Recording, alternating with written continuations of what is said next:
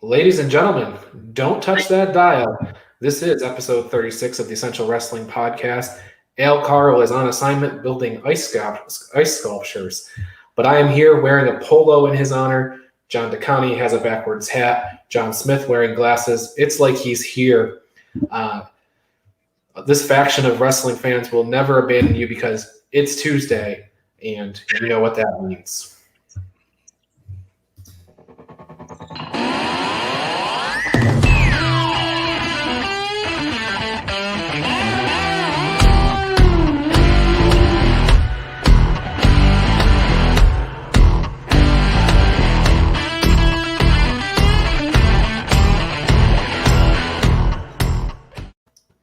As mentioned, this is episode 36. It's our Boneyard match. Drew McIntyre defeating Brock Lesnar and Braun Strowman subbing in for Roman Reigns episode.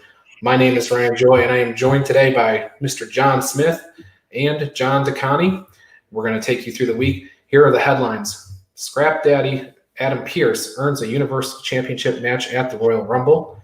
Alexa Bliss spits fire at Randy Orton in wake of Drew McIntyre's COVID-19 diagnosis. Ace Austin wins the Super X Cup. Gary Mehaffy is here to talk about the number one contenders match from NXT UK. I'm here to discuss New Japan MLW Ring of Honor.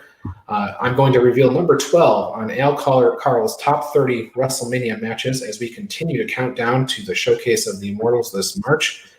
Make sure you stay tuned to the end of the show to hear the details on how to win the Jim the Anvil Neidhart autograph picture, courtesy of Sideline Sports and WWE Memorabilia. We're going to make our picks for this week's upcoming shows, presented by Minutes to Bell Time and sponsored by Pro Wrestling Pick'em. But we're going to main event the show with picking Night 2 of New Year's Smash and Impact's Hard to Kill. But we will curtain jerk the show today with NXT and Finn Balor retaining the NXT Championship. So, let's start. John Smith, Finn Balor defeated John DeConi. Finn Balor defeated Kyle O'Reilly to retain the NXT title after O'Reilly tapped out to a abdominal stretch crossface thing. Take it away, John.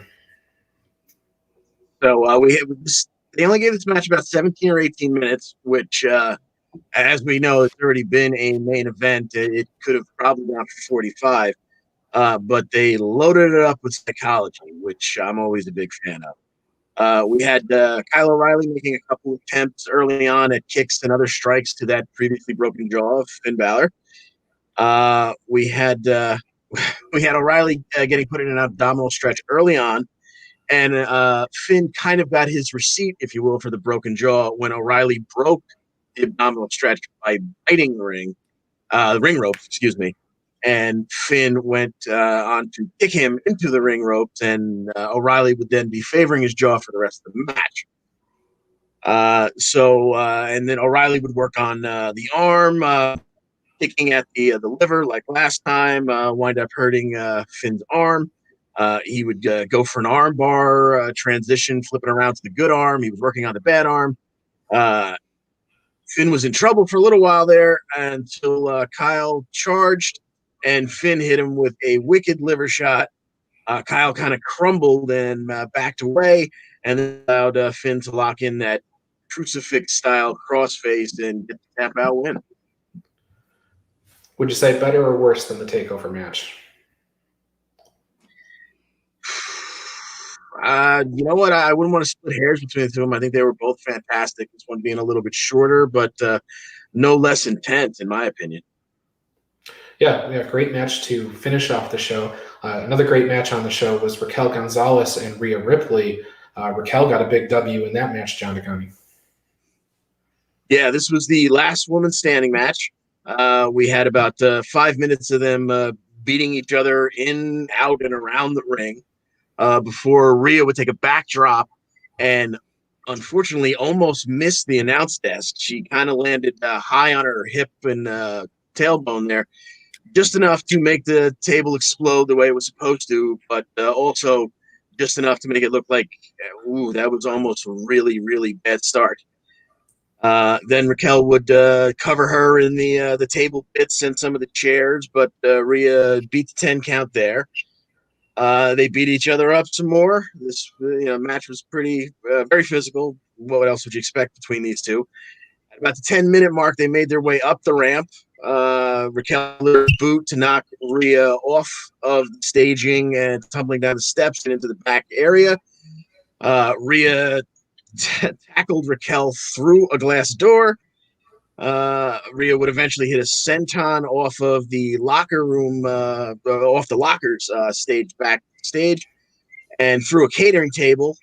This is when Dakota would get involved. She appeared out of nowhere with a kendo stick, but Rhea would take care of her in fairly short order and wound up locking her in a locker. Ladies made their way back out to the top of the ramp, where Rhea sunk in a standing cloverleaf with aid from a steel chair to create something of a crossface effect. Raquel eventually got out of it. Rhea hit almost kind of a Death Valley driver into the LED board, but Raquel would eventually land that one-arm power bomb off of half of the ring steps that had made their way up the ramp through a gimmicked section of staging and through the floor, and Raquel would crawl out just in time to beat a 10 count for the victory. NXT does a great last person standing match, but John Smith, is Dakota Kai still in the locker? Word is that they didn't even know which locker she was in. Oh man. Yeah. So some of your favorites were also had matches on New Year's Eve. Well, Karrion Kross getting a win over Damian Priest. Yeah, I mean, I'm a huge Kross fan, and this was the perfect reintroduction of Kross back into the main spotlight. Priest with his track record gives Kross some immediate credibility back in the fold of everything, especially considering he had that clavicle injury. All of his strength is still there. You can see him dominating Priest all match.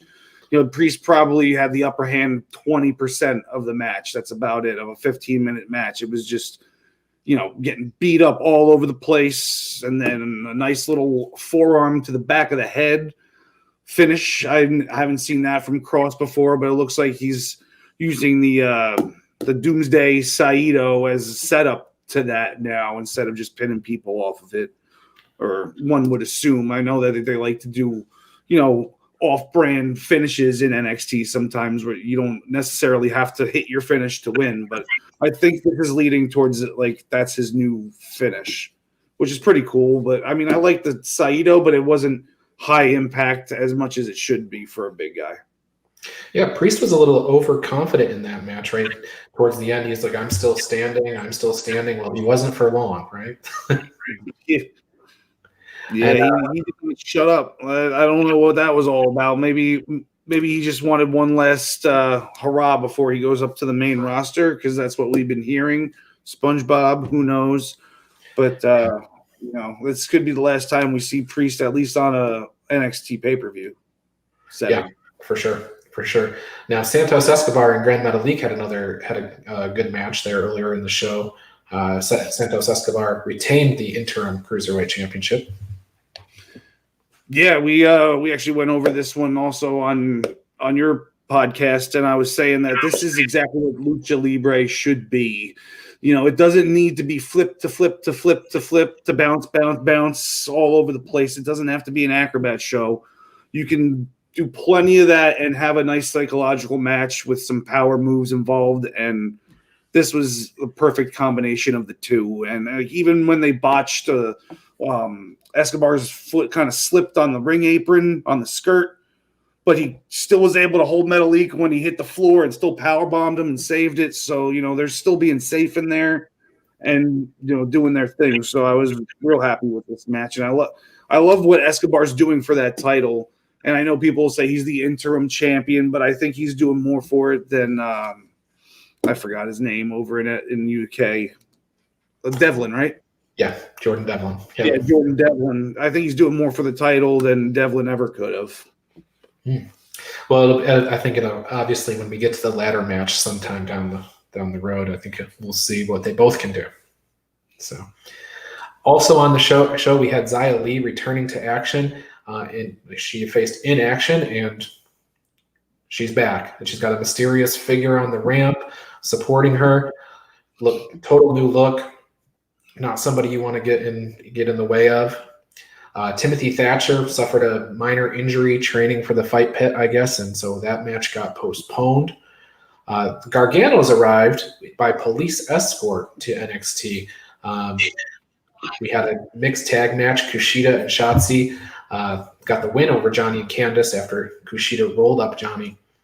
And then we also, Mr. Regal let us know that there's going to be a women's Dusty Rhodes Tag Classic. And John Smith, you and I actually discussed this on the Daily Wrestling News Show last week. You threw out some names of tag teams that you think might be in the Women's Tag Team Classic. And John DeConnie, I'm going to put you on the spot. You were not forewarned. Who do you think is going to be in the Women's Tag Team Classic? Any women's teams come to mind? Okay, well, obviously you're going to have Casey and Caden. You probably see Candice and Indy. I mean, I'd love to see Xia in there. I don't know who her tag team partner would be, but I just know that the women in NXT. I don't always have the most positive things to say about women's wrestling throughout all the brands, but I can't remember the last time I had a bad thing to say about the NXT women's roster. So it's just going to be fantastic no matter what. Yeah, definitely. We do have some of the men's tag team classics matches that are going to be this week. We'll get to them in a second, but first we want to take a look at how we're doing in the standings for NXT. John Smith still way out in the lead in terms of predictive ability here, 31-9. But all of us went 4-0, except for Mr. Tyler Adelle. But the rest of us all went 4-0. With New Year's Evil predictions, so I guess we called that one right down the line. Now, here's your former Dusty Rhodes Tag Team Classic tournament winners. Last year was the Broserweights. Before that, Black and Ricochet. Undisputed Era, Authors of Pain, Finn Balor, and Samoa Joe. Most of these guys are still in NXT, with the exception of Samoa Joe and Matt Riddle, I guess, or unemployed, I guess, is the other option. But starting this week, we have 2 matches for the Dusty Rhodes Tag Team Classic. And John Smith, I'll start with you. Who do you like in the Grizzled Young Veterans and Everrise match? Well, as we all know, Everrise rules. And I would love to pick them in this match, but I really like the Grizzled Young Veterans. I think this is what's catapulting them to those tag titles next. And I already called that they're going to win this whole thing, so I got to go with them here. Yeah, that makes sense, don't you think, John DeConnie? Absolutely. Yeah, it definitely looks like it's almost the Grizzled Young Veterans tournament to lose. Yeah, the way they seem to be put in front and center. Yeah, I agree. I think GYV's probably got this whole tournament. Luckily, we don't have to pick that today, but what we do have to pick is the Undisputed Era and Breezango match, which I think is a bit more competitive. John DeConnie, I'll start with you on this one. Yeah, I don't want to call it an upset if Breezango were to win, but I think the thinking is probably that the Undisputed Era takes it here. And I do think that there'll be some kind of upset in the first round, but I think I'm going to save that for whoever's going up against Gargano in theory, because I think we'll have a little a callback to the curse and have them knocked out in the first round. So give me the Undisputed Era here. Okay, John Smith. Yeah, I'm going to go with the Undisputed Era also, especially because it's most likely a 4-round tournament. We know 12 teams are in there, so it's probably a 16-team tournament. So I feel like they got to go couple rounds and then lose. The only thing I don't like about that is what's Breezango going to be doing for the next 5 weeks then? Are we not going to be seeing them at all? I prefer to see them on the TV more Undisputed Era, which we've had a lot of in the past few years, but we get what we get. I trust Triple H in the end.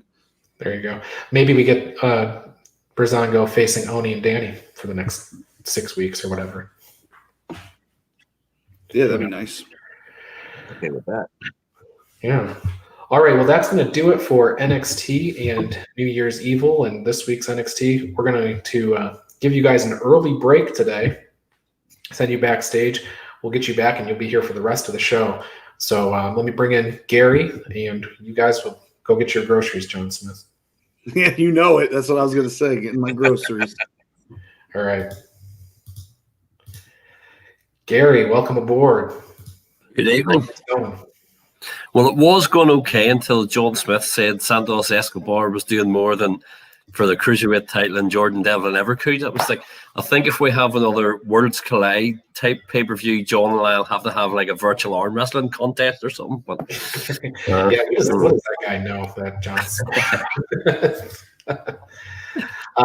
He does a good job predicting, but I guess he's not no Jordan Devlin fan. So, a great episode of NXT UK this week. We have a killer one coming up next week, and we'll get to those matches in a minute. But first things first, a number one contenders match between Jinny and Piper Niven to kick off NXT UK last week. yeah, I mean, I was saying to Al last week that over the last sort of month or two, they really have threaded a few storylines in amongst each other, and the callback to Jinny costing Piper her match against Kaylee Ray has been good. And as we said last week, I thought some sort of schmoz, and yes, there was, because obviously Joseph Connors had got himself involved and put himself in harm's way when Piper went to hit her somersault plancha, but and Jinny got the win with her roll up. But to be fair, I thought either the smart money or the easy way to go would be to go with Piper. And while I'm not, I prefer Piper over Jinny, let's say. Yeah, it is a new match. It's an interesting way. It may still end up in a three-way, obviously with two heels going against each other at the moment as it is, but it is an interesting way to go with it. Yeah, I mean, it does kind of seem like that might be a good idea. Keep Piper involved, and that way at least you have some sort of face in there. Otherwise, what's Piper going to be doing for the next few weeks? Ben Carter makes his debut on NXT UK last week, and he gets a little rub by being on the Supernova sessions. The award-winning Supernova sessions, obviously. Matches. I mean, he should be putting himself in matches, but not Ben Carpenter, obviously. Also, for anybody who hasn't seen it, anybody watching this, honestly, Noam Dar to me, I wasn't as biggest. Well, I liked him and thought, right, okay, but the more I see of him doing this, he's just tremendous. And the build-up he did, I'm so pleased to have signed Ben Carter. I mean, he is amazing. But to see him come in and have the interaction with Noam Dar, and then in the middle of it for Jordan Devlin to come out and appear disgusted that he wasn't invited on over Ben Carter. But also I actually quite liked the fact it wasn't just, oh, we've got two heels here in Dar and Devlin, we'll just like each other. He didn't, because Devlin was slagging off Noam Dar as well, so I actually loved that. But to build up them being there, and they had the interaction which then led to the challenge being thrown out for the match in the main event that Sid Scala came out and okayed. But it was great to see Ben Carter really being put over as a big deal and coming straight in and being involved in that scene with them. So it was great. Yeah, it was nice. He comes in with a big interview scene, and then he's already sparring off with Devlin right away. Noam Dar, man, like Sid Scala move over. Noam Dar should be the new GM.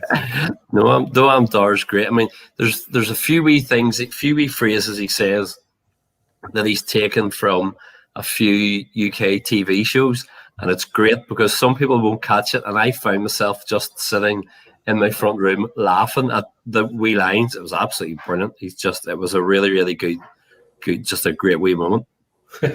Now, some people might say that bringing Ben Carter in, giving him that the big stage there with Supernova sessions, and then having him lose in his first match might be kind of a rough way of introducing him as a character. But what say you after that Jordan Devlin victory over Ben Carter? It's funny because you and I had that conversation when we both saw that the match was happening. It was like, oh, okay, right, Yeah. he's not going over here. What's going to happen? But it really was, considering that he came in and quite a lot of people in the UK the casual fan may not have known him. It was really a star-making performance. I mean, the things he did, the moves that he hit. I mean, the match that they had, I mean, it was a 13-minute match. And the stuff that they pulled out, and it was good. There was a lot of good wrestling in it, but when he hit his big moves, like, to be honest, I'm a big fan. Although it's risky, when he hit the moonsault reverse DDT off the apron, I mean, I love that as a visual. I'm like, that looks class, and it's all just built. And I know he missed the Phoenix Splash and stuff, but when you had that and Devlin hitting the Spanish Fly and all the things that built up and built up and built up towards the end, that although he lost, you could not fail to watch it and go, you are amazing. You are going to be somebody here, and for the company to give you that match in your first day in, well, fair play. They must have big plans for you and think that you are a big deal. So it was brilliant to see. Yeah, absolutely. Put him in there with the other side of the whole equation, right? Is you put Carter in there immediately with one of your top talents, and the guy shines, which is how you want a guy to debut, whether he wins or loses. A lot of people, Rampage Brown, for example, come in, do a squash as their debut. Carter's a smaller guy, so it doesn't necessarily make sense, but to show off his moveset and everything in that match, I thought was great. The easy way, as we said previously during the week, the easy way would have been to put him in with a Jack Stars or put him in with a Levi Muir, somebody who could be there to let him hit some of his moves and go, oh, aren't you good? But the fact that it wasn't, the fact that it was straight in and boom, straight up to the top guys. I mean, at this point, who hasn't beat Jack Stars? Saxon Huxley. Me, pretty much. I'm about the only person in the UK wrestling scene who hasn't, I think. But well, no, Saxon Huxley has an L. And Saxon Huxley got another L when he faced Dave Mastiff on this episode of NXT UK. Who ironically was set up because Big Dave was standing up for Levi Muir and Jack Stars when Saxon Huxley had been beating them up. Yeah, I mean, it was good. They do obviously. It's been nice to see them build up Saxon Huxley actually and give him another dimension, another side to him. But they obviously do have. They want to keep Dave Mastiff up and around the top echelon, so that if we end up needing another sort of two big boys match, that if he and Walter, if down the line if things happen, that you've got him for that. So they do like Dave, and it was nice. It was good. It was a good convincing win. So I don't care if you're Saxon Huxley, Jack Stars, A-Kid, or whoever. When Dave Mastiff is running at you in the corner and he does that cannonball, your instinct has to be to get the heck out of there. Yeah, that is a scary position to be in. But we do have we had a video package of Tyler Bate talking about how he was learning from his losses and everything like that. When they lost A-Kid, and it kind of set up. Sam Gradwell was giving him a little bit of side eye, and that set up this match for next week. What do you think? I mean, I don't see any circumstance where Tyler Bate doesn't win this one, but yeah, no, I mean, I agree. I will say one thing I do just want to say and give props to a lot of those backstage stuff, the stuff with Tyler Bate, the stuff that they did with Dragunov, those videos have been immense. They've been really, really good. Whoever is putting them together visually as well as what's being spoken about is fantastic. But as you say, I was pleased to see when Tyler Bate was talking, I thought, well, okay, they're just keeping him in there. But then when the match was made and with Sam Gradwell, as you say, there's no way that Tyler Bate doesn't win it. But again, it's keeping him in, it's bringing him back, and slowly but surely bringing him back into the mix. So yeah, absolutely. I think just the fact that he's on the card next week kind of elevates the card. Yeah. It turns out you and me and Al, we're not the only ones that are big Noam Dar fans. Travis is one of the co-hosts of the Daily Wrestling News Show. He is also a fan of Noam Dar. Godlike, actually. I thought that was No, I'm gonna have to put that to his list of things for 2021 then. He had his list of things he wanted to be. There he is. He's become a deity now as well, so he's all right. Yeah, that's right. And then I guess the big news for NXT UK next week is our NXT UK Championship match. The big guy Walter against the Heritage Cup winner A-Kid. Nobody's wrestled yet in 2021. Obviously, the 2020 record is better than 0-0, but 2021 they're 0-0. So A-Kid's gotten a big push. He really has. I mean, I genuinely can't wait for this match. There's some matches when I hear they're happening, I'm like, brilliant. And I heard this one when I remembered it was next week. It was like, oh yes, I can't wait because it should be absolutely amazing. But it is one of those ones where you kind of go, okay, Walter has to win. But then you think, well, A-Kid's getting that push and he needs to keep his momentum. He has to win, but is he going to win the belt or what's it going to happen? Or will somebody from Imperium get involved? Will Alexander Wolf come back? And because he hasn't been, he's kept quiet for the last few weeks or whatever, so maybe he'll come back and cost him. Probably is the way they'll go. But I really can't wait for it. It is a match that everybody will need to go out of their way to see. I just, if A-Kid can just work in that, what I call like a flying super kick. It's, it's kind of like something out of Street Fighter or whatever. But if he can work that in and Walter can kind of slap it away, I think that'd be a great spot. Yeah, I mean, overall, I picked Walter in this match, but not for lack of trying. I think it's going to be great. Yeah, it really will. All right, well, that's pretty much it. Gary, anything else on your mind before we leave the UK scene here? No, I'm just, there's part of me is very biased. Every time I watch an NXT UK episode and there's anything with Aoife Valkyrie on it, I have to say I'm just biased because obviously I've seen her since about her third match, I think, in the ring at all. But again, even the like of that, the stuff that they are doing in NXT UK to keep other little storylines going, all of a sudden 3 weeks later pay off something that's just happened. It's being very well laid out, and it's a very, very good hour. So if you haven't been watching it, if anybody watching this has not seen it, you need to look it out. It is well worth an hour of your time. Yeah, the show is put together so well. You were mentioning the video packages; those have been really, really top notch in telling the stories. The Aoife Valkyrie video package was really cool visuals. It's just very tight, well produced show, and they pack a lot. And I'll tell you what, Nigel McGuinness and Andy, they're a great team, great commentary team. They really are. I have to say, I've always liked Nigel on commentary, but he brings a lot to the show. And Andy Shepherd's quite underrated too, but Nigel really does bring a lot to it. Yeah, it's funny. Andy Shepherd starts as a ring announcer, and when they went into the COVID era, and he was hosting all those like little NXT UK 1 hour specials of tell me your favorite match type of thing. Yeah. He kind of, I think, endeared himself to the audience, and now he's a commentator. So, and he does a great job. They really do a good job telling the story each week. Yeah. All right, Gary. Well, we'll bid you adieu. Yes. Thank you very much. Thank you. And I'll see you soon. Yes. Catch you next week. We'll bring back in the guys. John Smith back from his groceries, and let me take off that background there. I wasn't talking bad Jordan Devlin. It was more of a before when I said that Escobar is doing more than Jordan Devlin ever could. It wasn't Gary's like yeah. It was more about like what he's doing with the title and what his character is doing, not what he could do in the ring. Of course, Devlin's awesome in the ring. I wasn't trying to discredit him there, but I just don't want Gary Mehaffy to come over to the States and beat me up. Yeah, no, he told me on the side he hates you now. I don't know. I know.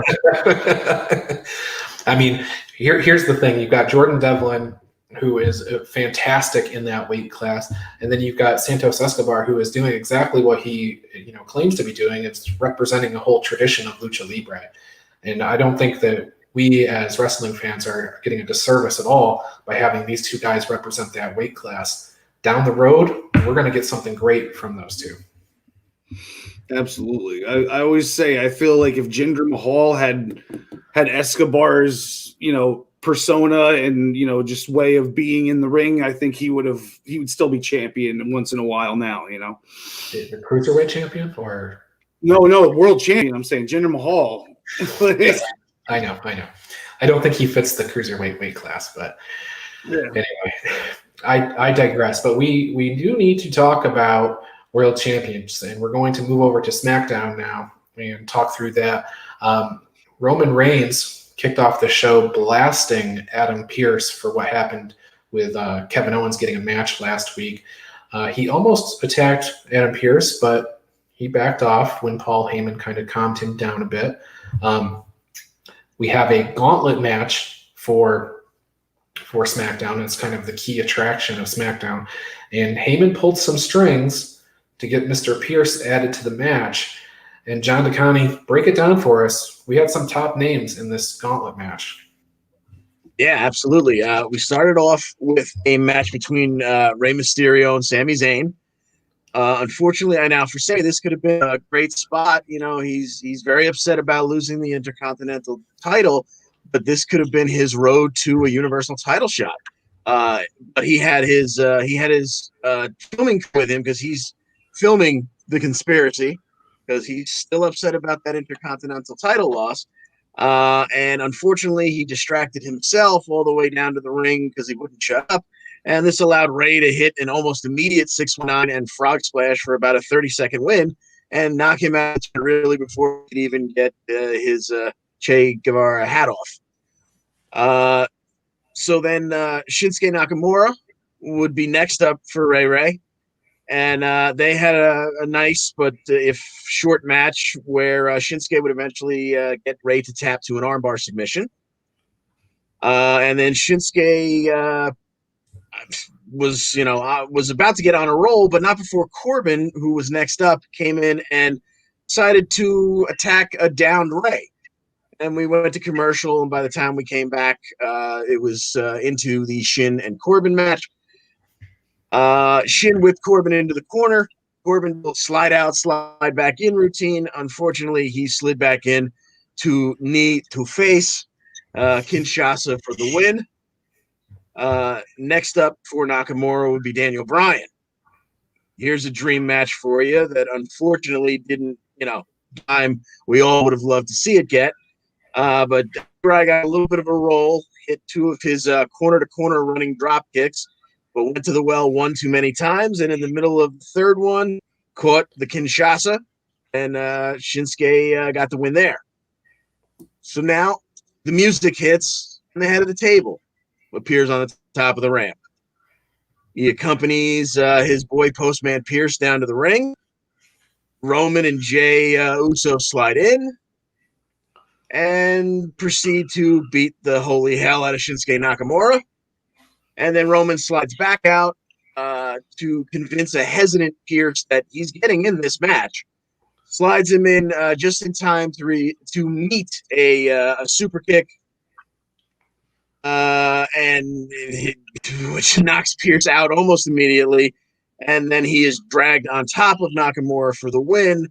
So I guess Roman's going to really, even though he seemed to pardon him, he's going to get his revenge at the Royal Rumble, where Adam Pearce will face Roman Reigns for the Universal Championship. Former NWA champion Adam Pearce. Let's give the man his credit where 3-time, I believe.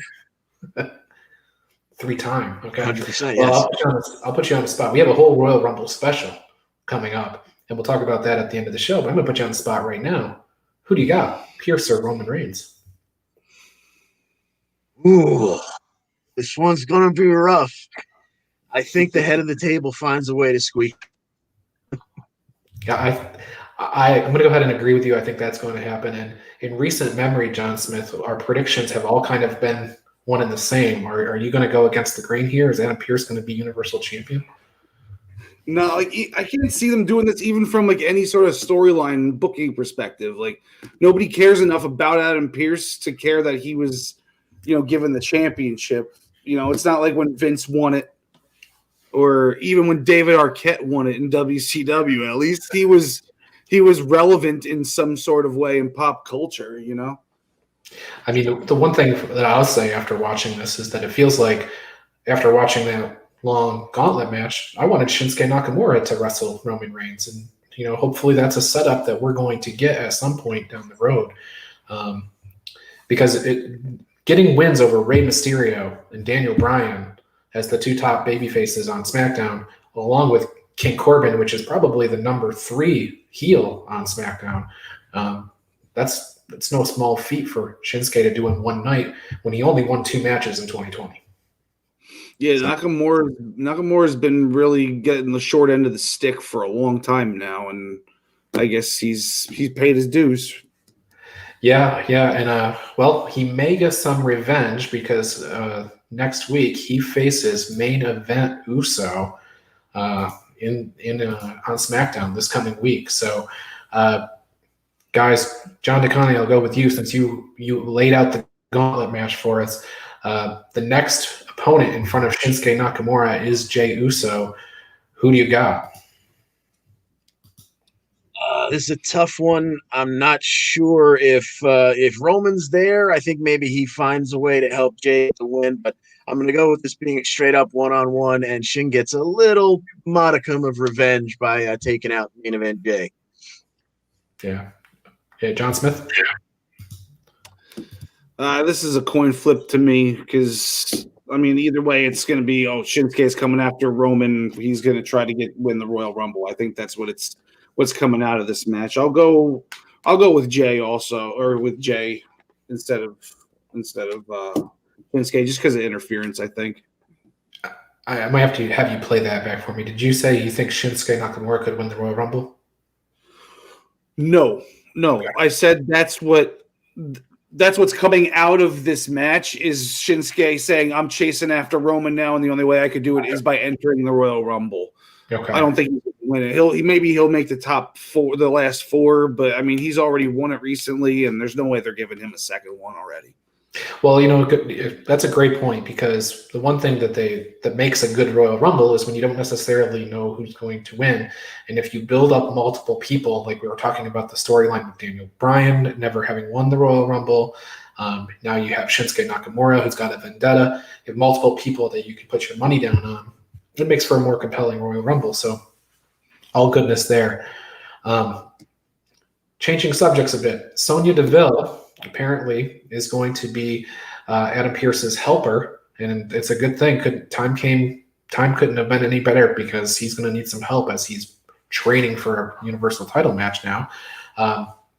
So also on SmackDown, we have 2 title matches, and I want to start with the Intercontinental title match. Big E and Apollo Crews. John Smith, take it away. You mean the 2 Intercontinental matches? Some might say. Some might say, but not officially on minutestobelltime.com. That's correct. We considered that one match a continuation. The match had to be restarted. Absolutely. Does the clock stop from the time the bell rang to the next bell, or do you keep the clock rolling? minutestobelltime.com stopped the clock. I see. Okay. Good to know.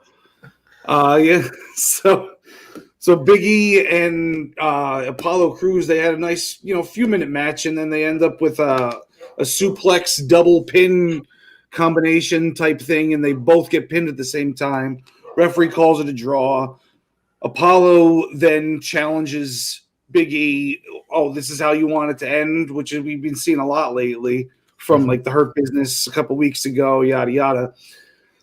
So he slaps Big E across the face, and Big E's like, you want more of this? And, a couple minutes later, hits him with the big ending and retains his title. But this probably isn't the last time you see this match. I think it might happen again at Royal Rumble. Yeah, it does feel like there's unfinished business there. I didn't watch Talking Smack, but I understand that Paul Heyman gave Mr. Crews a talking to and let him know what he did wrong. But maybe the other big news coming out of SmackDown is we've got new tag team champions, John Smith. Finally. I mean, Street Profits had those titles since March. So 10 months. It defended them probably 12 times in 10 months. Yeah. And, they were more of a sideshow than anything for the past year, which is fine. But it was like they were holding those titles hostage. I want to see tag teams gunning for those titles, and it's not like we have too many tag teams around. But Now with the addition of Rude and Ziggler, which, nothing was going on with their singles careers. So why not go ahead and team up? Because it's two awesome upper mid card guys that can go 20 minutes if they have to, and they could put on an awesome match, and they did with the Street Profits, and they totally deserve it. I'm so happy that this happened. Are they doing for Pink the same that Bret Hart did, or is this No, I don't think so. Yeah, so new tag champs, like you mentioned. The Street Profits had those belts since March. Not actually those belts. They did a trade, if everybody remembers, after the whatever draft thing that WWE does. I did want to mention also, since we talked about what counts as a match and what doesn't count as a match, that gauntlet match, to me, on minutestobelltime.com, that's a match, not a series of matches. Even though there was bell ringing in the middle, in history, there's not. And we call it a gauntlet match. So Adam Pearce gets a W. Everybody else gets an L. Sorry, Shinsuke Nakamura. You're starting out 0-1, not 3-1. Poor guy. Yeah, I have boundaries, for minutes to bell time. So, all right, let's roll into last night's Monday Night Raw. So, John DeConnie, the show opened up with Triple H and Randy Orton. They were arguing in the ring, and that's how the show ended. Break it down for us. Yes, indeed. Yeah, so Triple H starts the show. Randy interrupts him almost immediately and wants to just be handed the WWE Championship. Triple H says, you want the championship? Win the Rumble. And Randy said, well, if that's the way you're going to be about it, maybe I want to fight with you. Triple H says, no, it's not my job here anymore. I don't do much of that anymore.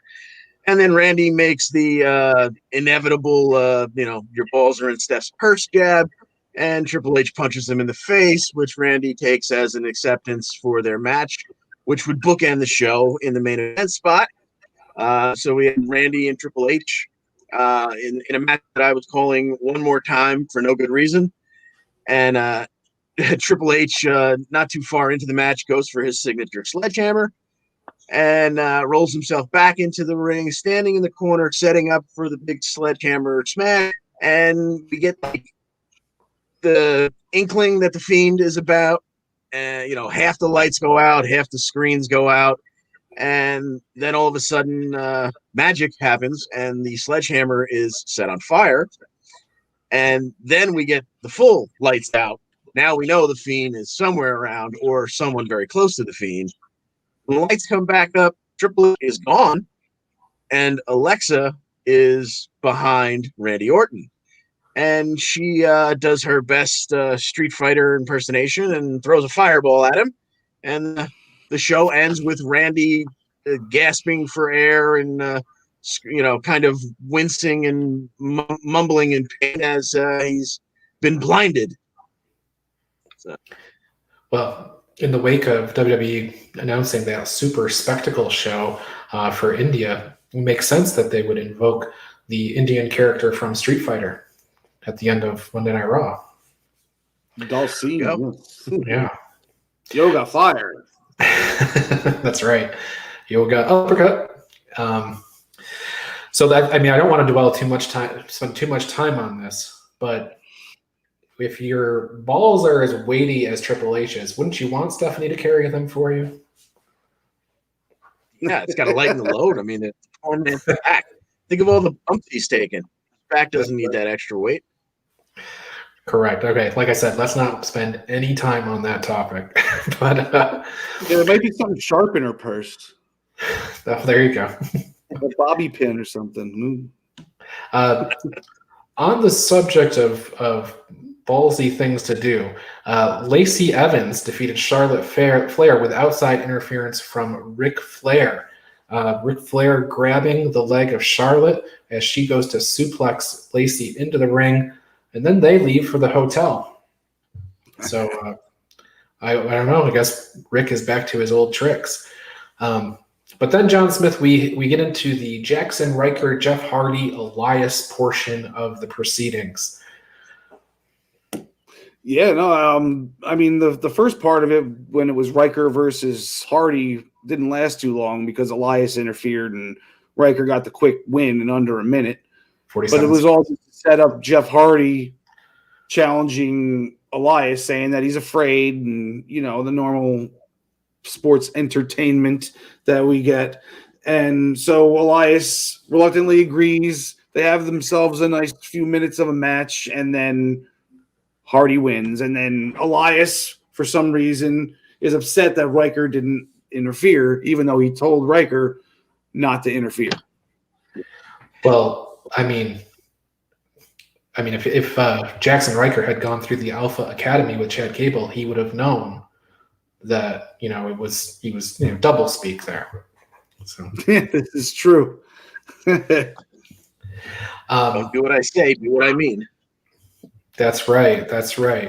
And John DeConnie, that wasn't the only double shot we had in the evening. As the very next segment, Sheamus and Keith Lee, they fought The Miz and John Morrison. They would get the win, but that wasn't all for the night. It would not end there. Yes, that match started off some interesting stuff. You had Lee and Sheamus mostly dominating the match. And early on, we had Keith Lee charge into the corner to deliver a shoulder block to John Morrison, and we had the turnbuckle explode. And we went to a commercial break, came back, the ropes were all fixed, and Lee continued to destroy Miz and Morrison almost single-handedly. And then Sheamus would make the blind tag, come in, brogue kick Morrison's head off, and they would get the win. And as we went to commercial again, Keith Lee seemed loose. He was giggling, and they were, not, they weren't embracing or anything, but, it seemed like he was like, okay, you did me a little dirty there, but we got the win anyway. Come back out of the commercial, they're going at it. So we got ourselves another match. This one, they beat each other inside and outside of it. It got rather physical with these two big hosses, as you would assume it would. And at one point, Sheamus went for an armbar. Lee powered it into a short power bomb, and then he would follow it up with his signature spirit bomb for the win. And then afterwards, you thought maybe they were going to go at it again, and Sheamus gives him a big hug. So Broly and Fireface, they're back on the same page. I got two things in this. First and foremost, Sheamus must be bipolar, because when we left for commercial, he was happy and smiles, and when we came back, full fire face, like Keith Lee had insulted his mother and his wife in the same breath or something. The second thing, just a production note, I thought it was really cool when they came back from commercial after John Morrison had been knocked into the turnbuckle, that they had the guy there still working on putting the turnbuckle back. I thought that was kind of fun to see. But John Smith, do you think that turnbuckle spot was actually part of the show, or was that just kind of something fun that a happy accident, as you will? Yeah, I think it was a happy and lucky accident because, what if there was two big men trying to superplex off of that turnbuckle and it was loose? You could have had something devastating happen. I'm assuming that it wasn't attached correctly. Just the way that they reacted, it did not look that was genuine reactions. Like, oh my God, I can't believe this just happened. So, of all the ways for it to come undone, that was the most entertaining and I guess the safest way it could have happened. But somebody's got to answer for why that happened in the first place. Not to us, but to Vince McMahon. I mean, I'm not one of those, internet guys, but but just by the sheer nature of you being on an internet show makes you one of those internet guys. But I understand your point. Keith Lee's facial was amazing in the aftermath of that moment. And then, the thing I thought about is that thing comes flying off the corner and down onto John Morrison. If that turnbuckle had just turned itself over and landed on his head, that could have been bad news, because those things, they're not plastic. Those are steel. So yeah. The last match on Raw, I'm going to bring it up now just because of the way this Sheamus sort of blind tag ending to the tag match with Miz and Morrison. We had the same thing happen in the last match. It was Nia Jax and Shayna Baszler facing Mandy Rose and Dana Brooke. Shayna tagged herself in, put on the Kirifuda clutch. We didn't get Shayna versus Nia afterwards, but we did get the same kind of dirty looks at each other. So expect that to be something that pays off in the Royal Rumble or in next week on Raw or something like that. We're not done with that situation. Also on Raw, we had T-Bar. Excuse the lack of creativity for coming up with a weird name for a member of Retribution, but he used the Eyes Wide Shut to defeat Xavier Woods. And then John Smith, the final double shot. This is our triple double shot on Raw. Bobby Lashley, Matt Riddle, MVP. Series of matches towards the end of the show.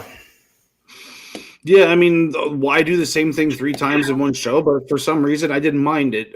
I think each time it furthered the stories, and I liked all the matches that came out of it. I mean, the Lashley versus Riddle match was great because I feel like Lashley still needs to just dominate people, and he made Riddle tap out, and he held on to it this time to make sure that the bell rang before he let go. So then you get Riddle doing what his partner Jeff Hardy in the Hardy Bros, or the Very Hard Bros, or whatever you want to call them. you get him doing the same thing, challenging MVP now, but MVP's wearing a suit. So what's he think is going to happen? Bobby Lashley interferes in that match with a spear, and he gets beat up and laid out in the middle of the ring, the way the Hurt Business should be doing. I mean, last week they had a kind of a down week, and they came right back, and they're back on top. I don't remember if it was a week ago or 2 weeks ago, but in one of the last 2 Raws, Riddle and MVP had a match that lasted about 45 seconds with the floating bro for the win for Matt Riddle. He wasn't so lucky, although he got the DQ victory. He wasn't so lucky on Raw this week. Right. But one other match on Raw, total of 9 matches. AJ Styles got a win over Drew Gulak. Gulak had wanted to get into the Royal Rumble, couldn't understand why he couldn't just declare himself for the match. AJ said, well, I'm a multiple-time champion. So Pierce puts them in a match. Drew, if you can get a W here, you can be in the Royal Rumble. I'll note that these guys were 1-1 in 2020. Last summer, they had a short feud or just a couple of matches. Drew got a win over AJ Styles. AJ Styles got a win over Drew. This was the payoff that we've been waiting all winter and fall for. But AJ Styles got the win here, denying Drew Gulak entry into the Royal Rumble. So best of luck, Drew, with your 24/7 champion pursuits. That puts a period on Raw. Guys, before we move out of WWE space, any other final thoughts on any of the Raw, SmackDown, NXT UK stuff from the past week? I think we hit on it. Well, I think we did WWE justice here, and now we're going to turn our attention to New Year's Smash. And like we did before, I'm going to go ahead and I'm going to bring up our overall standings from Pro Wrestling Pick'em, the Essential Wrestling Podcast pool. Much to my dismay, Karl has taken a lead over me in second place. Now I've dropped down to third. John DeConnie still strong at the top. He went 16-2 last week. Al went 18-0. I also went 16-2. John Smith 14-4 is a fine record. All good. We have everybody got Hennings last week. Karl, of course, he implored that I at least put this graphic up. Of all the graphics, he wanted to make sure that this one, where he's clearly showing having a Genesis perfect prediction, New Year's Evil perfect, and New Year's Smash. There you go. He has 6 Hennings. At the end of the show. He comes off as a real nice guy, but he's a real D-hole sometimes. Sometimes. I wouldn't want to face him in fantasy football. Oh, don't bring that up. he was kind enough to give us words of encouragement before the show today. So, thank you, sir. Okay, well, we're talking about New Year's Smash now. So here are their AEW standings. We are Karl is leading that race as well. He has 96 points.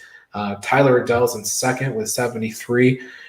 John Smith, third place, 67, but I'm tied with you. You just have a better win percentage. And John DeConi, sorry to say, you're way in the back, but only by 2 points. So let's be fair to each other. Here's the scoring: 5 points for an AEW title match, 3 points for all other title matches, 1 point for non-title matches. Interpromotional matches get 2 points, and a perfect pay-per-view will get 5 points. Before we start talking about our predictions for New Year's Smash this week, we do have to talk about the excellent show that we had last week. And to start off, we're going to talk about the AEW World Title match, Kenny Omega, Rey Fenix. It was a classic, John DeConi. Yeah, it certainly was. This one gets all the stars. Just to go through, I mean, this was one of those slightly anticlimactic matches because we were all pretty sure Kenny Omega was not going to lose his title. But let's just go through a little bit of Rey Fenix's highlights. He hit a tope where he flew between the top and middle rope, managed to turn it into a tumbling senton, sending Omega into the guardrail. He hit a middle turnbuckle moonsault into a snap German suplex that got him a 2 count. He took a V-trigger right in the mush, nipped up, and delivered a super kick. He countered the first attempt at a one-winged angel into a reverse Frankensteiner. He hit a slingshot diving cutter from outside in for a 2 count. A knee lift into a thunder driver for 2.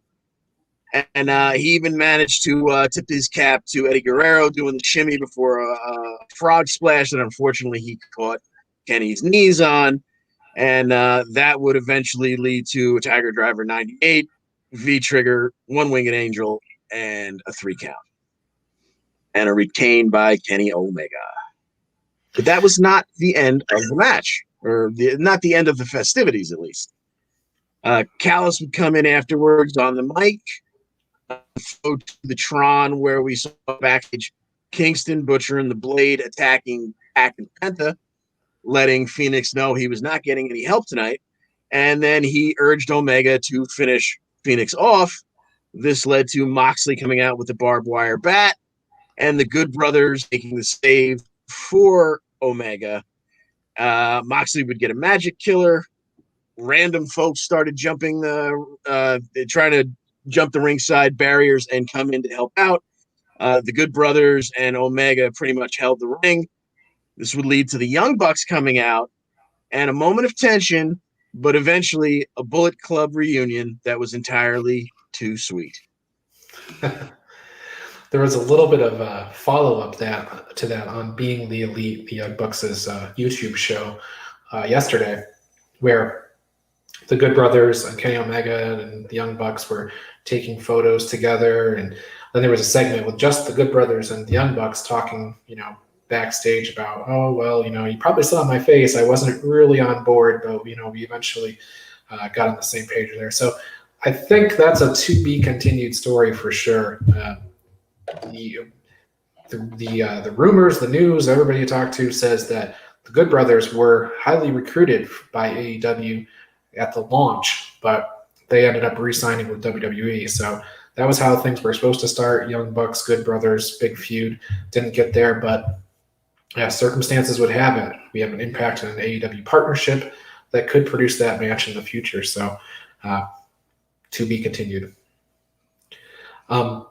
Continuing with the Young Bucks, and they had the opening contest with tagging with SCU. They got a victory over TH2 and the Acclaimed after best moonsault ever into the Meltzer driver. SCU would then go on to say, we've got your backs unless we're in the ring together in a title match situation. So all good there. Also, another title match on the show was Shida defeating Abaddon to retain her women's championship. And John Smith, one of the sleeper matches, I think, leading up to the show was Wardlow and Jake Hager. Yeah, we got ourselves some heel on heel action. You know how much I love that. I mean, what can you say about this? I mean, the two Hosses going against each other, two big guys, but it was really one big guy and one much bigger guy. And Wardlow played that powerhouse role to a T in the match, made Hager finally resort to going for submissions rather than trying to just power up with them and go collar and elbow tie-ups and all that stuff. That wasn't working for him.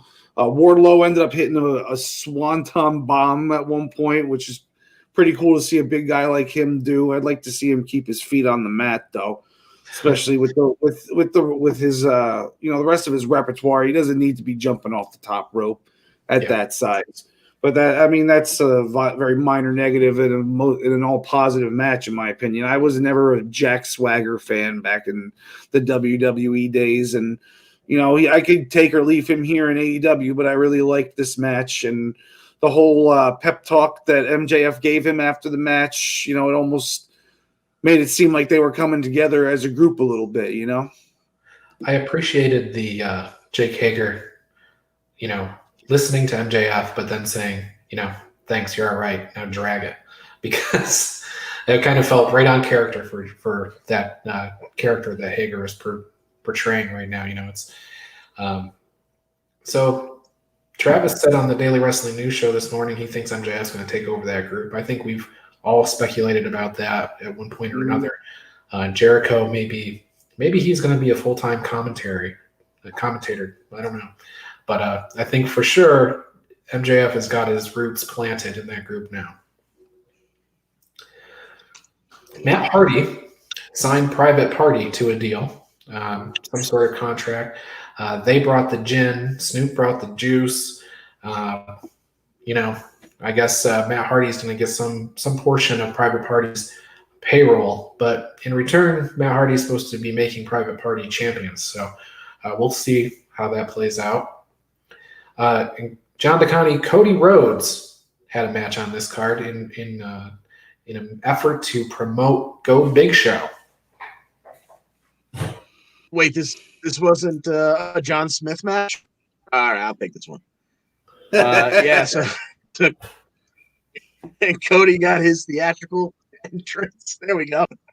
I'm out. Cody got his over-the-top entrance complete with Snoop Dogg in his corner, and Snoop was even smart enough to make sure he had Anderson's Waffle House menu, just in case they needed to go to the old play sheet.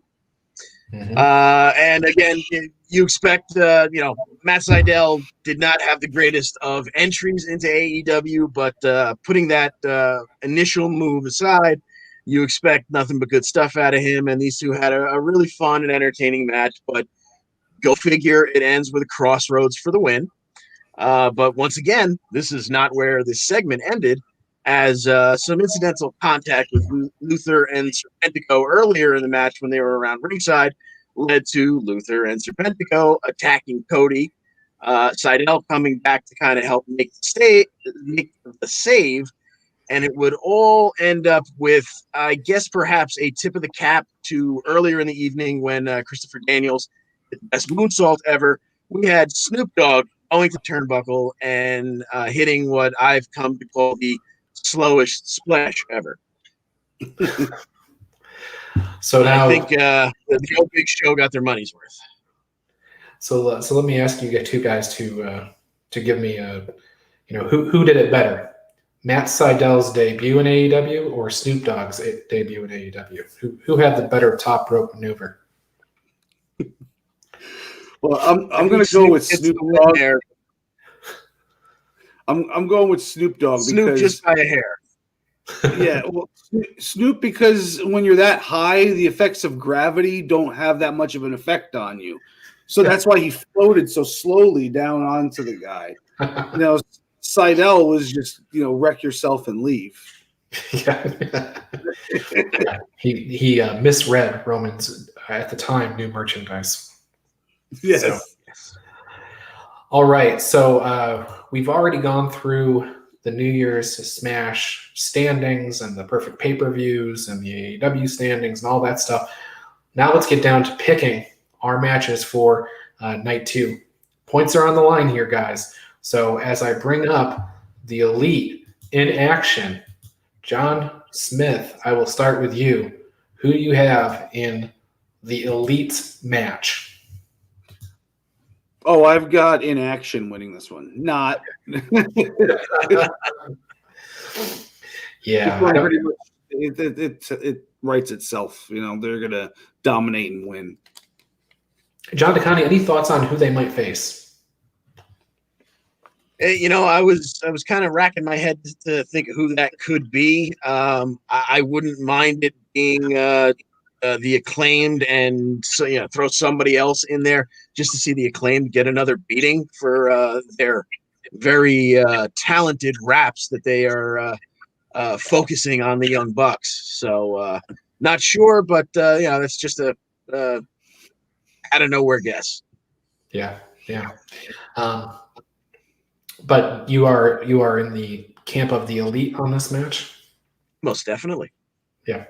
And then, of course, my graphic had the Young Bucks on there. There is some talk about Nick Jackson being injured from his match with SCU and the other guys in the earlier part of New Year's Smash. So may potentially get a sub out on Nick Jackson or the Bucks entirely. So we'll see what happens there. But another tag match on the card is going to be FTR facing the team of Jurassic Express.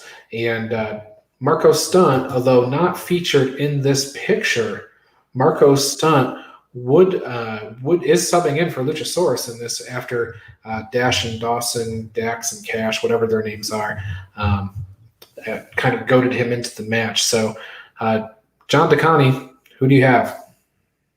I'm gonna go with FTR not only winning here, but perhaps taking some liberties with the little man, and that'll lead to what I think we all assume is eventually coming, where Luchasaurus rejoins Jungle Boy, and we get to run this one back.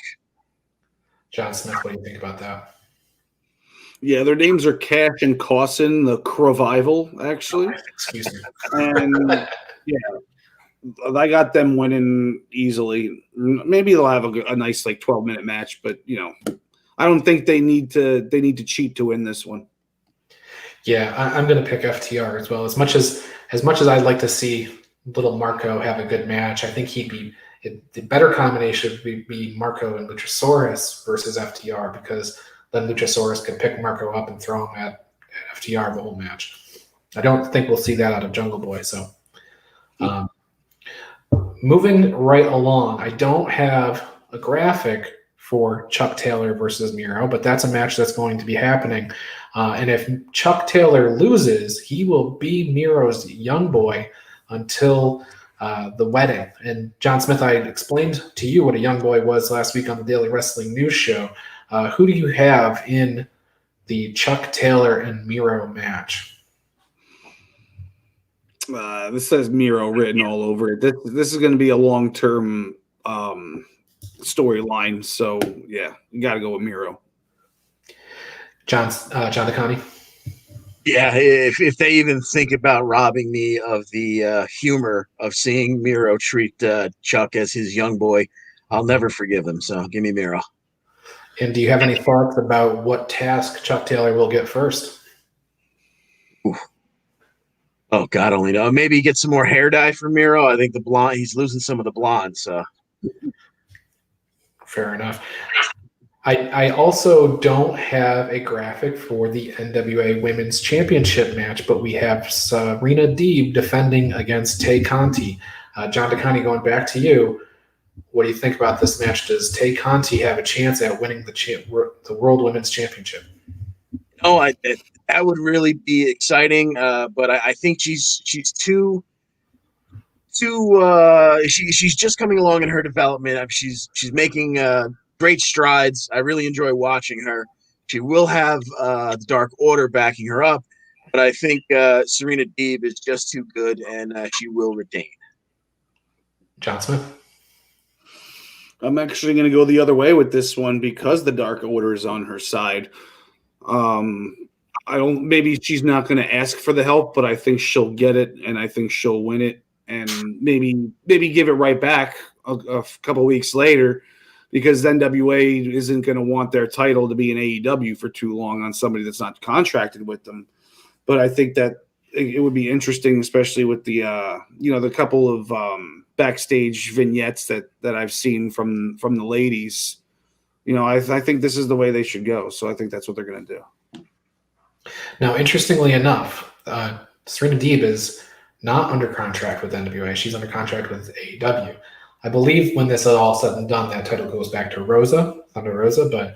But for now, yeah, I can see your point that maybe with the Dark Order support, Tay Conti could get the win here. The belt could bounce around a little bit, but I'm going to pick Serena Deeb on this. I think she's going to hold on to that title.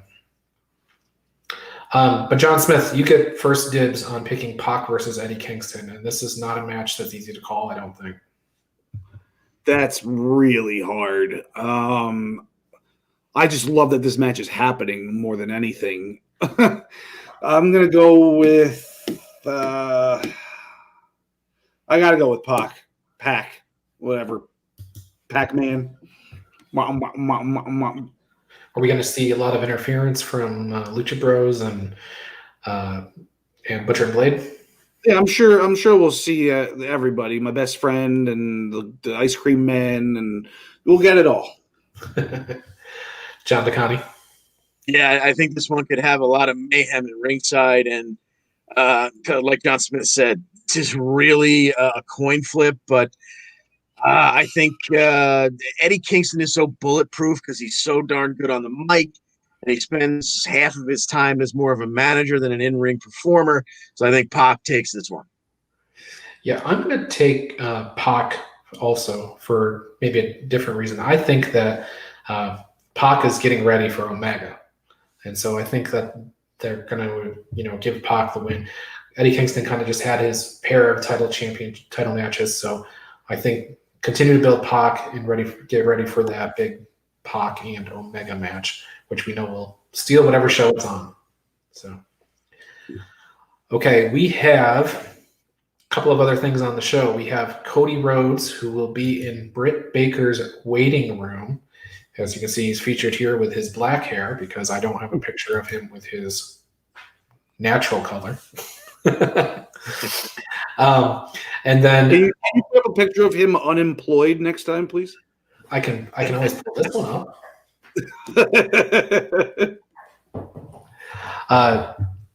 Additionally, we have the Inner Circle making their New Year's resolutions, and I'll just kind of go open forum here, guys. Does anybody have any thoughts on what they might have in store for us this year, what their goals are? I'm thinking MJF is going to say he's world championship. Yeah, I think they're probably going to talk about bringing a lot of gold into the fold. I'd love to see Santana and Ortiz legitimately get into the unbelievable tag team hunt that exists here in AEW. And someone like Sammy would look great chasing that TNT title. So I think they're going to have a lot of inspirations that involve gold and platinum. Does the Undisputed Era make a golden prophecy? I believe that is exactly where I was going, sir. Yes, indeed. All right. Well, we have one more match for New Year's Smash, and it is a championship match. We have been waiting for a long time to see Darby Allin defend that championship, and his first opponent outweighs him by 100 pounds, John Smith. If he didn't have the FTW championship on him already, I would like his chances more in here. But I think Darby Allin comes away with the belt one way or another, whether it's a DQ victory or whatever. But I'm going with Darby Allin. Yeah, John DeConnie, is there a possibility that Darby Allin loses the championship in his first defense? I really don't see that. The only thing that worries me is with points on the line, there could wind up being a DQ where, technically Cage wins because Sting had to get involved and he hit Cage with a bat or something like that. But I think this all leads to some kind of big six-man tag or something involving maybe even Taz himself getting back in the ring, as we saw him lay hands a couple of weeks ago. It gives Sting a chance to get in the ring without having to do any of the heavy lifting. But I think in the end, no matter what, I think Darby leaves with his title intact. Yeah, I think so too. I got Darby winning the match. But to your point, I'm hoping we're leading to a big cinematic Sting North of the Wall Game of Thrones style match with Taz. At Revolution maybe. So Winter's Coming Part 2. That's right. So while Al is absent from us today, he did mail in his predictions, and I have them here. You can see that looks like he's put on a little bit of muscle for these predictions, but he has picked Darby Allin, The Elite, Pac, FTR, Serena Deeb, and Miro. It appears that he played it safe. Let's just call it what it is. Played it safe. All right. That covers New Year's Smash. I do have this graphic here that runs down the entirety of the night. So there you have it. We are going to be turning things over to the world of Impact Wrestling now. We have 3 shows to talk about. 1 recap, the go-home show for Hard to Kill, and Hard to Kill itself. So let's go ahead and we'll start off with Genesis. We'll start with the main event. It was Willie Mack versus Moose. John Smith. Oh wow, what a match that was! I mean, this was old school ECW right here. I've always seen guys try to do it. Throw out the thumbtacks. Here's the barbed wire bat. There's this, there's that, but they're always, it never has that ECW feel, and this felt like ECW the whole time. I don't know. Maybe it's just because Willie Mack is just so crazy. I don't know. But, I mean, the spot where where Moose threw Willie Mack off the top rope, off the apron, through the table, and Mack's head hit the entrance ramp, that was not safe. That was unsafe. Yeah. It was unbelievable. And, all the different crazy things they did in the match, blood, what have you, and then all of a sudden, who comes out is Rich Swann to stop Moose from ending Willie Mack's career by giving him an opportunity at the world title that Moose has wanted for so long. So Moose I was sitting next to Al when this happened. I could not believe my eyes. Al was jumping up and down in joy that he picked Willie Mack to win an I Quit match against Moose, and somehow it happened. I couldn't believe that that Moose quit because of that. But I mean, something had to happen like that, I guess, between these two guys. I just thought it was going to go on the other side. I think we all need to raise our glasses to Moose for having such good manners. He at least said thank you. I quit. Right? Cheers to that.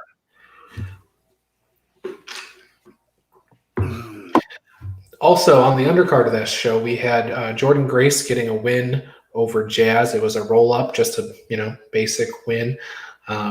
Feel-good moment, I guess, because Jazz didn't take the Jordan Grace's finisher. She was able to stand right up and they could hug before we continued on with the proceedings of the evening. But John DeConnie, the thing that was sort of this whole show was built around was the Super X Cup. And you have done a great job of breaking down the gauntlet match earlier in the night. So we thought, let's throw another challenge at you. Why don't you break down a tournament for us now? There you go. All right. Well, the show kicked off with Ace Austin and Suicide. And, not too much going on. Ace Austin won with the fold, moved on, as I believe all of us had foreseen. Suicide, of course, never really puts on a bad match either, regardless of who's under there. But Austin moves into round 2. The second match of the evening were the two unknowns, at least to most of us. Was Blake Christian and Casey Navarro. They got some FaceTime ahead of time to talk about themselves, their gimmick, etc. In the end, it was Blake Christian defeating Casey Navarro with a twisting top turnbuckle splash. Moving on to round 2. In the third preliminary round match, we had Cousin Jake and Daivari. They, of course, got some promo time ahead as well. Cousin Jake used a swinging side slam to get the 1-2-3 on Daivari and put himself through the second round. And in that final opening round match, we have Crazy Steve against another of the relatively unknowns, at least to mere mortals like myself, Mr. Trey Lamar. And Crazy Steve won with his, his jumping DDT from the second turnbuckle, much like we saw him win the four-way match on the previous Impact. Moving into the second round, we had Ace Austin defeating Cousin Jake once again with the Fold. We had a little bit of a standoff between Cousin Jake and Madman Fulton. Perhaps that's something we'll revisit down the line after Cousin Jake finishes dealing with his cousin Cody. And in the second X Cup, the second round match, we had Blake Christian pulling seemingly the upset by taking out Crazy Steve with a 450 splash, while Crazy Steve was draped across the top rope trying to make his way back in. Another impressive move, Christian making definitely putting his best foot forward, making a little bit of a name for himself here. And then we got to the finals, Ace Austin versus Blake Christian.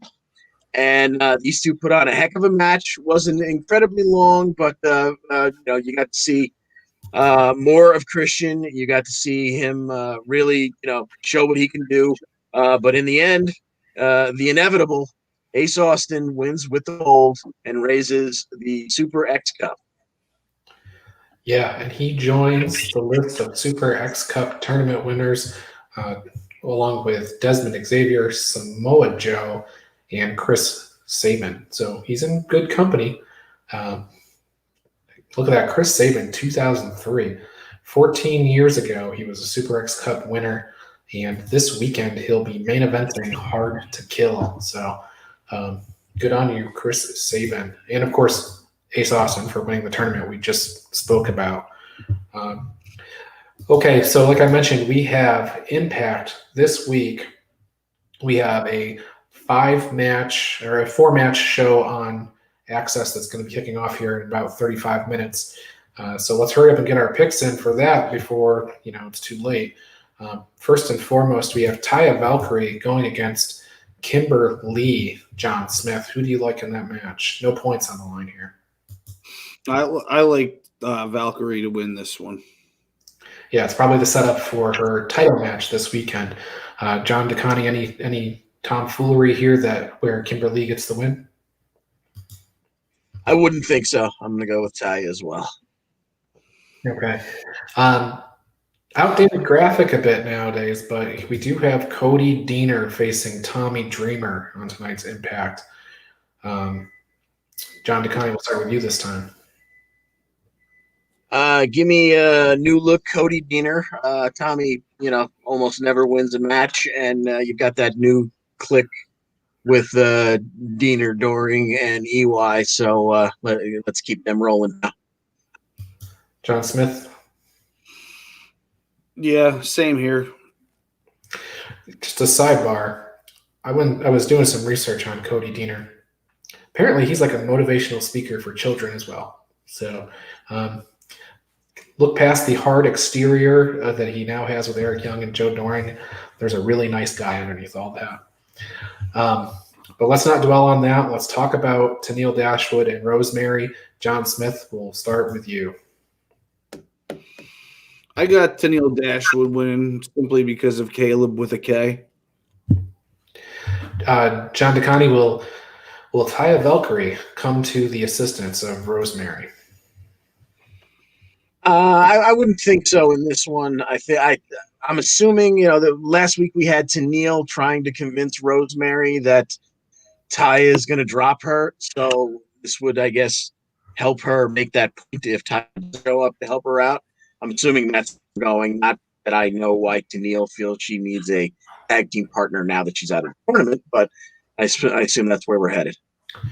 Well, I suppose the tournament's over and the championship titles will persist, so I guess Tennille would like to be in the hunt. But Kenny Omega and Don Callis are both going to be in the Impact Zone for tonight's episode of Impact Wrestling. So that can't spell good things for Mr. Rich Swann, who has a match with the Machine Gun, which is presumably in the main event. John DeConnie, as the senior Impact correspondent, will have you pick tonight's main event first. Now, I believe. Correct me if I'm wrong. I didn't double check today to see if it had been changed. This is all of their buddies are banned from ringside, if I remember correctly from last week. That is true. Yep. Okay, so yeah, I'm gonna say that at the worst, I see Karl Anderson getting frustrated. I don't think they're gonna make the Impact World Champion count the lights heading up to a pay-per-view. So, maybe last-ditch effort, Karl Anderson decides he can't get the 1, 2, 3 and kicks him in the Jimmy or something and gets DQ'd. Yeah. John Smith? Yeah, I'm trying to think of a way or who could help Karl Anderson win this match. That's not one of his buddies, but I can't think of anything, so I got to go with Rich Swann. No points on the line. I'm going to go with Karl. If worst comes to worst, it sets up a title match, if he wins. So I will go Karl Anderson here, particularly since there's no points on the line. But on the subject of points, we do have Hard to Kill this weekend. I want to bring up our Impact standings. Oh my God, El Carl at the top of another list. Who is this guy? 96 points. He's just edging out our Impact correspondent, John DeConnie. I'm back there with 89 points. John Smith, 72. Tyler Adelle barely on the map, but he does have a 500 record, so that's pretty good.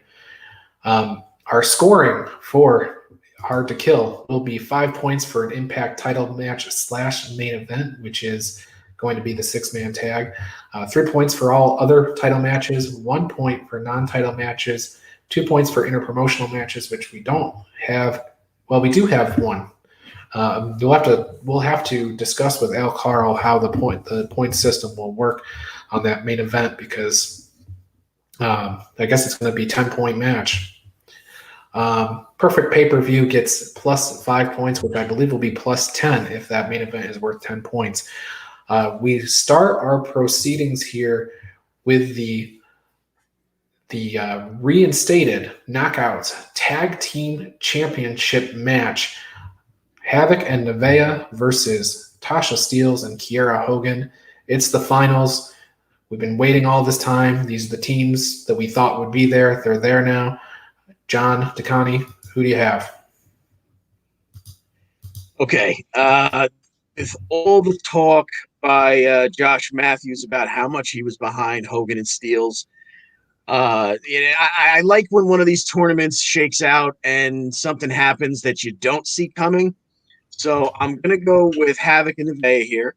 I just love watching Havoc work. When she power bombed Jordan Grace in that semifinal match, the physicality of this woman is just fantastic. So I'm gonna say Havoc and Nevaeh. Eventually, we all know Hogan and Steelz will get those belts and maybe have a nice long run.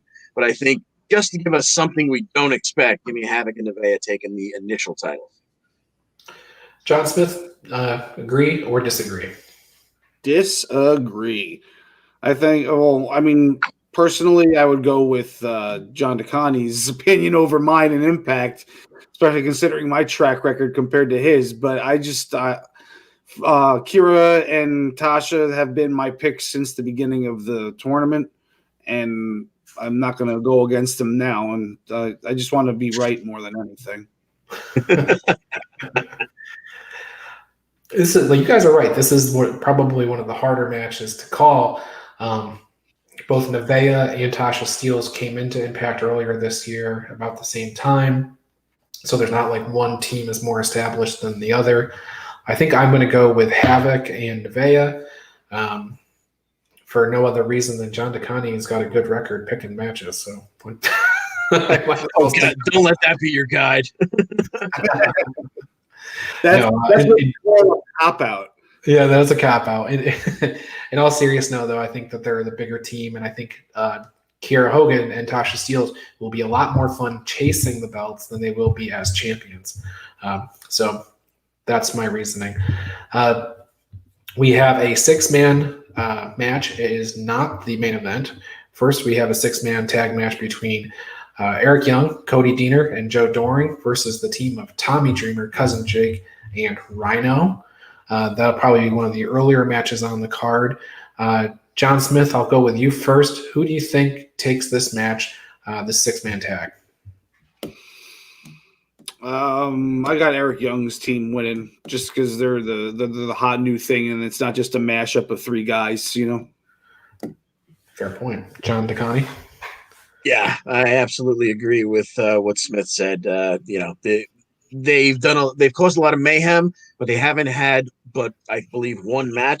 So let them get some wins under their belt before somebody tries to give them their comeuppance.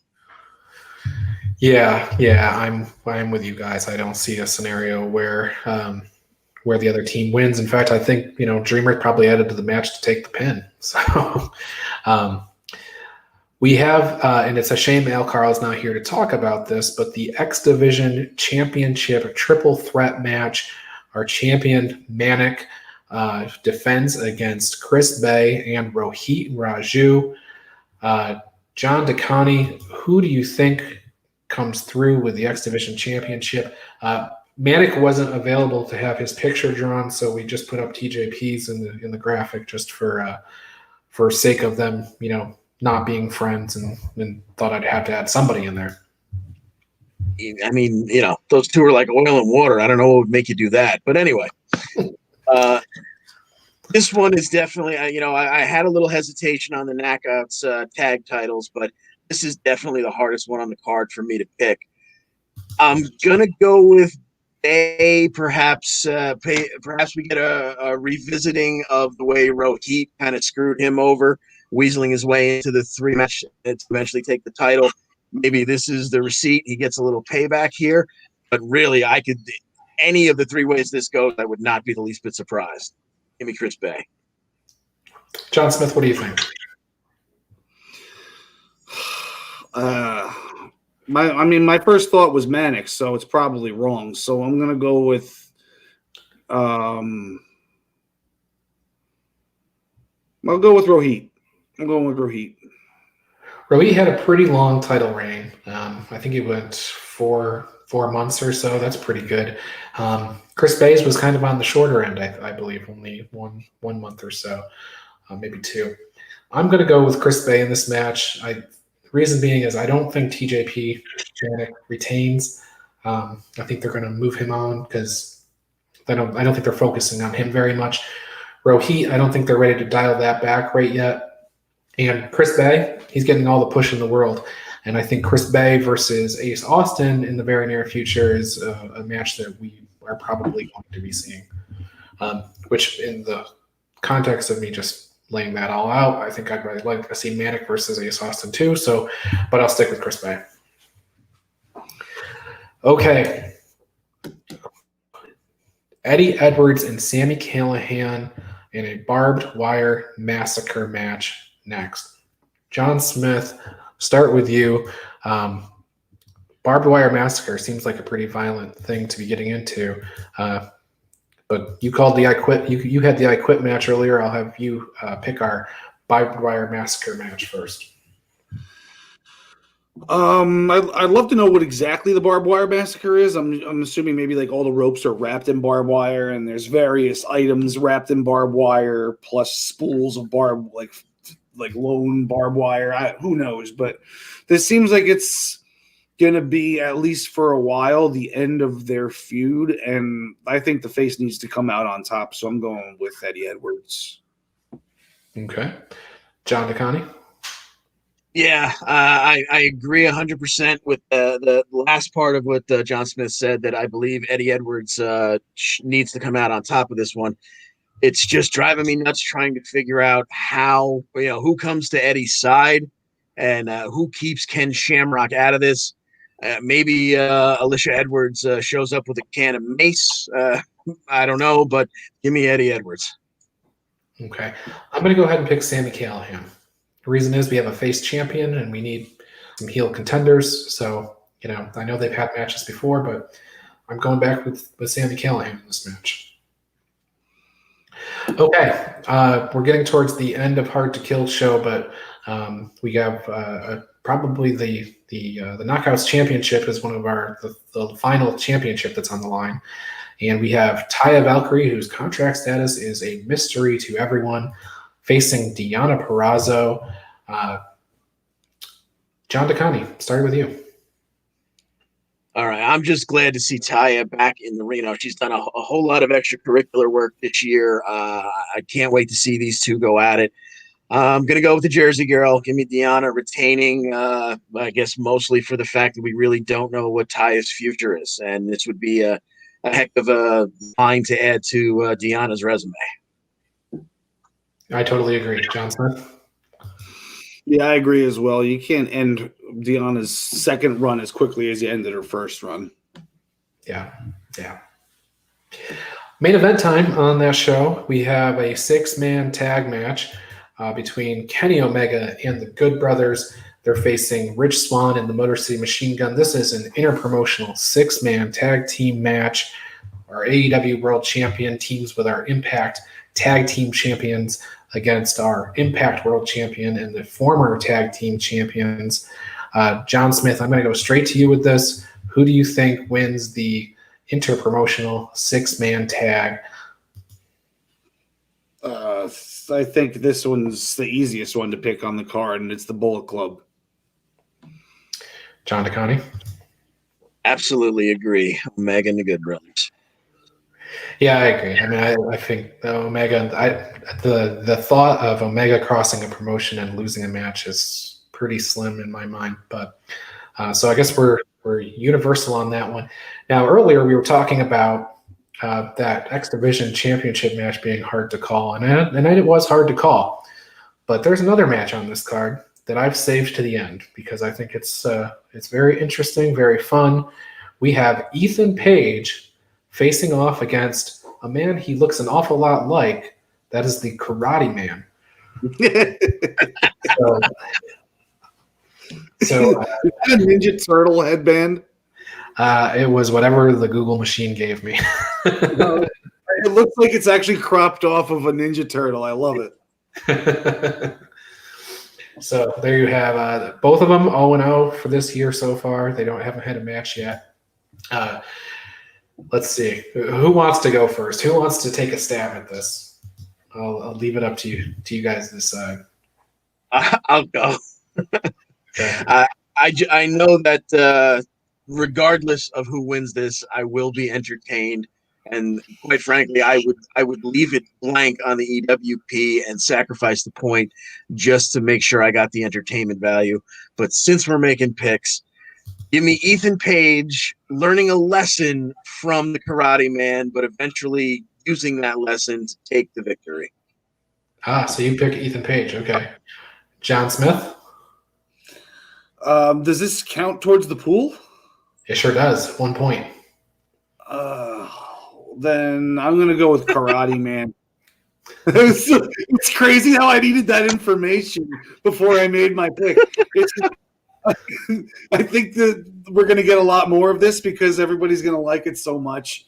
I think Ethan Page is a genius with this stuff, and the Karate Man is going to take it home. It's going to be a cinematic match, of course, So I'm just really looking forward to it. But Why do you going say with Karl.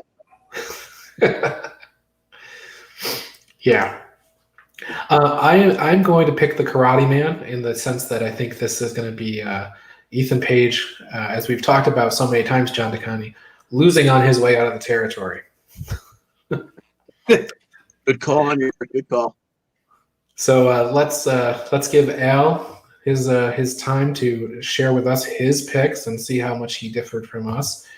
He has also picked the Karate Man. He also picked E.Y. Doring and Cody Deaner. Steels and Hogan, so he's with you, John Smith. He's picked Manic to retain. Eddie Edwards, so I guess I'm the only person picking Sammy Callahan. Deonna Purrazzo and Bullet Club. I think we all agreed on those. And once again, showing off his physique in this picture is Mr. Al Karl. He is heading back to, I know I said in the beginning of the show that he was working on ice sculptures, but perhaps he's doing that at Swingtown, USA. Okay. Solid picks, Daddy. Before we jump into Al's pick for his top WrestleMania moments here, some New Japan, MLW, Ring of Honor notes. New Japan dropped their schedule for basically now through February 10th and 11th this morning. So there's no matches coming up this week. We have sort of a house show on Sunday, but the next big show is going to be January 23rd. It's still kind of a minor show, but there is a title match. We'll talk about all that next week. Ring of Honor, their television show this past week was a best of 2020 show, so nothing really to discuss there. On the MLW side of the house, they've got a show tomorrow starting at 7 on YouTube for nothing. And Selena De La Renta will be the executive producer of that show. She is debuting Mil Muertes. Low Key will be in action. Ross and Marshall Von Erich will be defending the MLW Tag Team Championships against the Los Parks. So that's what's on the docket this week for MLW. Kind of summed up my segment kind of fast this week. I always said I could do it on fast forward, but let's move on to Al Karl's WrestleMania match. Let's see. We are on number 12, and it is Owen Hart versus Triple H from WrestleMania 14. We had Sergeant Slaughter in China on the outside. Sarge put Chyna in the cuffs to try to prevent her from getting involved. Didn't work. Chyna did eventually get involved with a low blow to Owen Hart for give Triple H the pinfall victory. We actually watched this match right before we went on the air tonight. John DeConi, John Smith, any thoughts on this WrestleMania 14 match? I think it might have been the first time you guys have seen it.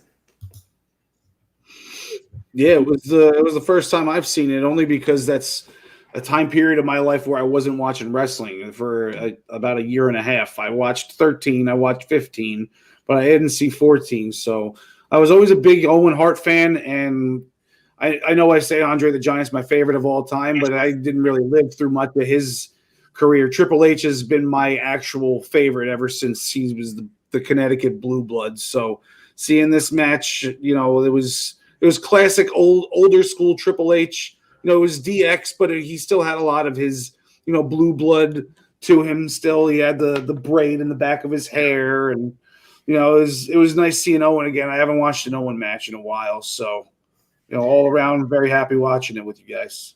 Yeah, it was coming off of the Montreal Screwjob. So this match was in March of 1998. And the Montreal Screwjob was November of 1997. So all of the Harts departed WWE except for Owen. Owen made his return, trying to get his revenge on DX, which is what set up this European title match at WrestleMania 14. It was a technically sound match, great match, what you'd expect from Owen Hart and Triple H of this era, like you said, John Smith. It's a fine pick for number 12 on his list. It was not one that was on my radar, so well played, Mr. Karl. Well played. Okay, we have a couple of things to talk about before we get out of here. We do still have the Jim the Anvil Neidhart giveaway. If you'd like to win this Jim the Anvil Neihart autograph picture courtesy of Sideline Sports and Memorabilia, all you have to do is go to this video on YouTube, hit subscribe button, RKO the notification bell, and make a comment on this video with the hashtag EWPAnvil. We'll be announcing a winner when we get to 200 subscribers, so make sure you stay tuned for when we're announcing the winner. Primetime Rundown, powered by StreamYard, with Joey Jarzenka, Ian Schreier, and Rob DeLuca, is airing Fridays at 6 p.m. Make sure you check that out this week. And then for our college sports fans, and for those pursuing a career in collegiate athletics, this interview may be for you. Join Ian Schreier on Monday, January 25th at 8 p.m. when he welcomes co-SIDA President Sam Atkinson to the show. For more information, follow the Eastern Observer on social media or log on to theeasternobserver.com. I do a show Monday through Thursday. It's called the Daily Wrestling News Show. John Smith, John DeConnie, and Karl and Travis, who chimed in earlier in the show, they all come on to co-host with me. It's a great time. We'll be back tomorrow with special guest Jeff Johnson making his debut. So stop by that show to get your news, a little bit of recap, review the occasional interview, but we always end the show with trivia. So it's a good time. The Black Cats, they've still got an album out there that you can go listen to anywhere you listen to music. Who doesn't like free cake? That's the name of their album. And then, of course, join us next week for episode 37. We will have out-sprinted WrestleMania numbers. So I don't even know what we're going to say next week to open the show. But episode 37 next week at 6 p.m. Go on to ProWrestlingPick'em.com. Make your picks for all the week's matches, especially Hard to Kill this weekend and New Year's Smash tomorrow night. Before we get out of here, I want to update everybody on the men and women's Royal Rumble. We have 5 people declared for the men's Royal Rumble: Daniel Bryan, Bobby Lashley, AJ Styles, Randy Orton, and Otis. Things are shaping up. And then we also have on the women's side, we've got 6 people. As of last night, Mandy Rose and Dana Brooke adding their names to the hat. They also joined Nia Jax, Charlotte Flair, Bianca Belair, and Bayley. And if you'd like to get the full scoop, once we know all the information on the Royal Rumble, join us on Saturday, January 30th at 3 p.m. We are going to be doing our quarterly special to talk and break down the Royal Rumble. It's all things Royal Rumble.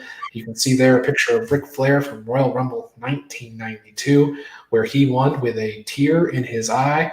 We'll be going through all our fun Royal Rumble memories and breaking down, of course, the Royal Rumble 2021, which will be happening the next day, January 31st. Okay, I think we've done the week wrestling justice, John Smith and John DeConnie and King Kong Bundy.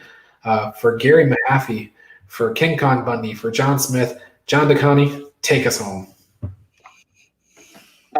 Last, but certainly not least, I just want to tip my hockey cap once again to Al Karl for sticking with his WWE superfan gimmick. At the beginning of the show, he always finds a way to tie in that number's WrestleMania, and a secondary tagline to this year's WrestleMania, and they had the T-shirts to prove it, was WrestleMania 36, Tampa, Florida. I wasn't there. So good job, Al, for sticking to your gimmick, even on the EWP. Thanks for joining us, folks. Thanks for joining us. And as always, we wish you the best in all your future endeavors.